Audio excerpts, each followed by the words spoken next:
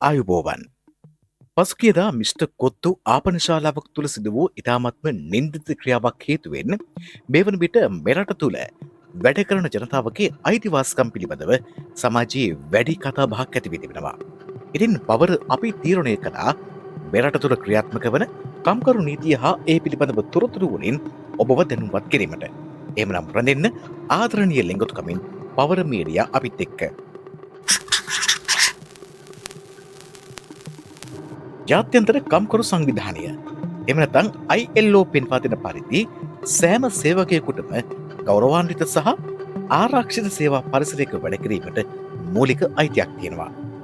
ශ්‍රී ලංකාවේ කම්කරු නීතියට අනුව සේවකයන්ට හිමි ප්‍රධාන අයිතිවාසිකම් කිහිපයක් මෙන්න. අංක 1. නිසි වැටුප. නියමිත වැටුප නියමිත වේලාවට ලබා ගැනීම සේවකයෙකුගේ මූලික අයිතියක්. අසාධාරණ ලෙස වැටුප් කපා හැරීම හෝ ගෙවීම් පැහැර හැරීම නීති විරෝධී. සුරක්ෂිත සේවා පරිසරය. සෑම සේවකයකුටම ශාරීරික සහ මානසිකව ආරක්ෂිත පරිසරයක් තුළ වැඩ කිරීමට හිමිකම තියෙනවා. අතිකාල දීමනා. නියමිත වැඩ කරන වෙලාවට වඩා අමතරව වැඩ කරන සෑම අවස්ථාවකම අදාළ නීතිමය ප්‍රතිපාදන අනුව අතිකාල දීමනා ලබා ගැනීමට ඔබ සුදුසුකම් ලබනවා. නිවාඩු සහ දීමනා. වාර්ෂික නිවාඩු, අසතිබරි වාඩු ඇතුළු නීත්‍ය අනුකූල හිමිකම් සහ EPF ETF දායකත්වයන් ලබාදීම සේවා යෝජකයාගේ අනිවාර්ය වගකීමක්. අපේ රටේ නීතියට අනුව කිසිදු සේවා යෝජකයෙකුට හෝ කළමනාකරුවෙකුට සේවකයෙකුට පහර දීමට, තල්ලු කිරීමට හෝ බිය ගැන්වීමට කිසිම අයිතියක් නැහැ.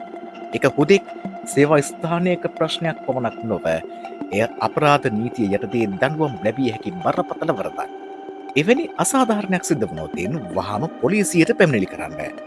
කම්කරු දෙපාර්තමේන්තුවේ ප්‍රාදේශීය කාර්යාලය වෙත දැනුම් දෙන්න. ඔබට යම් ශාරීරික හානි සිදු වෙලා තියෙනවා නම් වෛද්‍ය වාර්තාවක් ලබා ගැනීම අනිවාර්යයි.